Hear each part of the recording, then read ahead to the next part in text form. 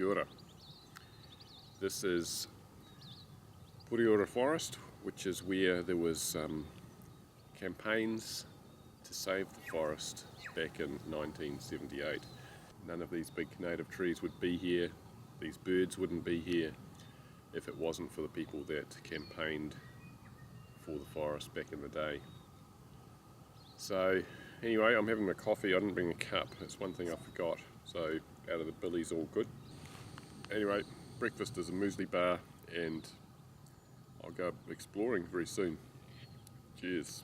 I've chosen not to have panniers at this stage. Tank bag that's got all my spare gloves, neck warmer, map on the top. I've got in here torch and multi-tool.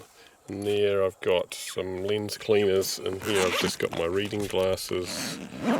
On the back, and the top one actually is the heavier one, but it just fits better. That's all my tools, cook stove, billy, food, and the bottom one is tent and clothes. And then I've got a backpack as well, which I've got lightweight stuff, so this looks quite bulky.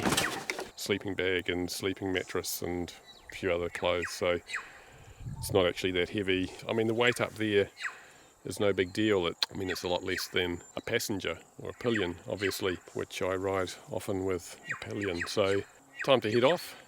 So this is one of the actual trees that was involved in the protest.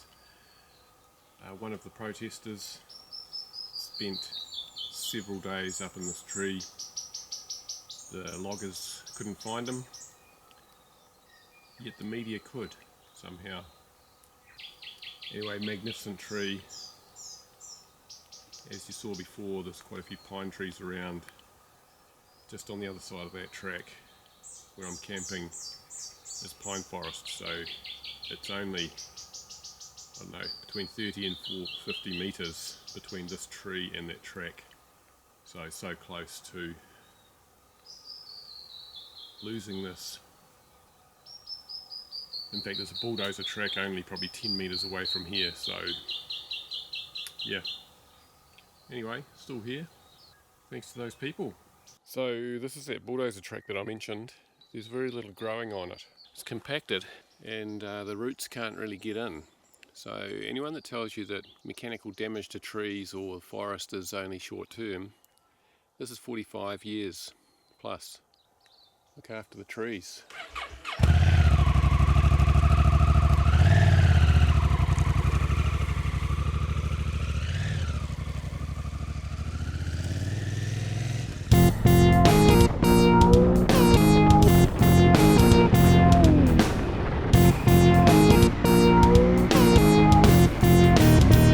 This is the Turakina Valley.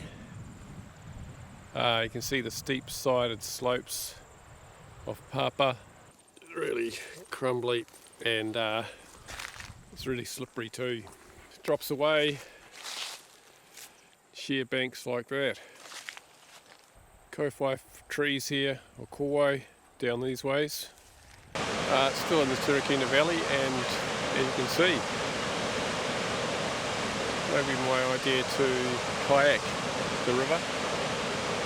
I've come unstuck about there. Well, I only just stopped, like literally a minute up the road, but I just went past this corner and I couldn't not stop again because it's just magnificent. Sheesh.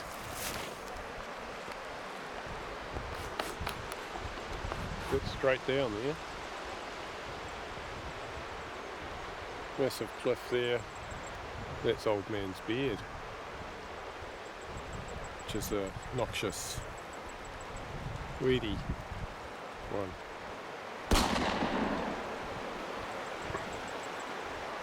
See the hills, quite brown on top. Much had a drier summer than we did in Waikato, but also they wouldn't carry much grass, I wouldn't think, because the soil's so thin. Well, there's actually a beech tree there too. Native beech. That one leaning out over. Alright, day 3 of my mini adventure. I'm north of Hunterville, going up here. This is Watershed Road, gravel road. Lots of forestry in this area. You can see in the distance logging happening over there. Nice little patch of bush just down here, and that one in the middle is a nice rata. However, a lot of the dead trees around it, I'm assuming, are probably also rata, and the possums have got them.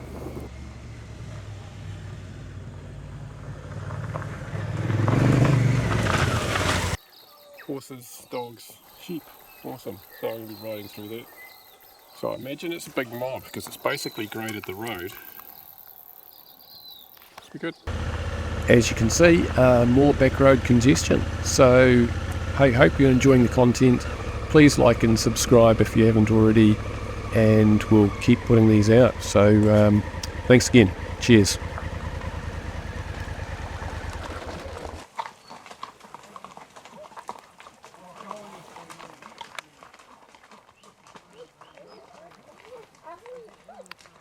So got a couple more corners to go and then they're off the road. So how many dogs is that?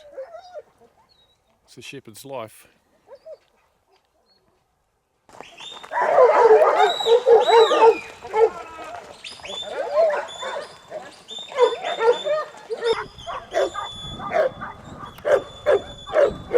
So I presume they're going to that woolshed over there where all the other sheep are. That's the head of the mob. But it's quite a few sheep.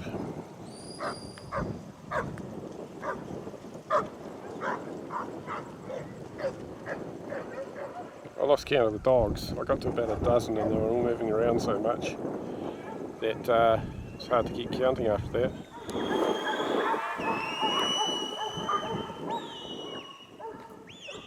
So I wonder if sheep communicate. How does the one at the front know to keep going and keep running? Maybe if I was a sheep I'd just stop, make all the others stop. Maybe that's not why I'm not a sheep. Maybe that's just that sense of rebellion in me.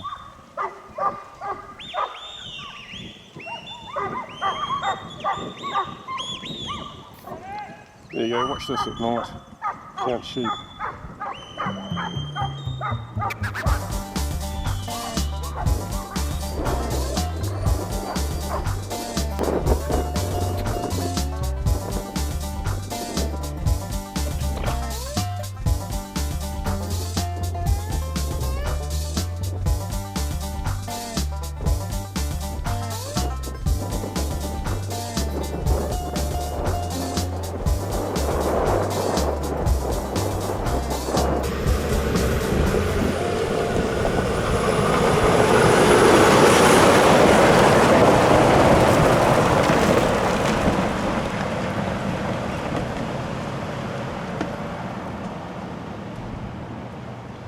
So that's what you got to look out for on these roads.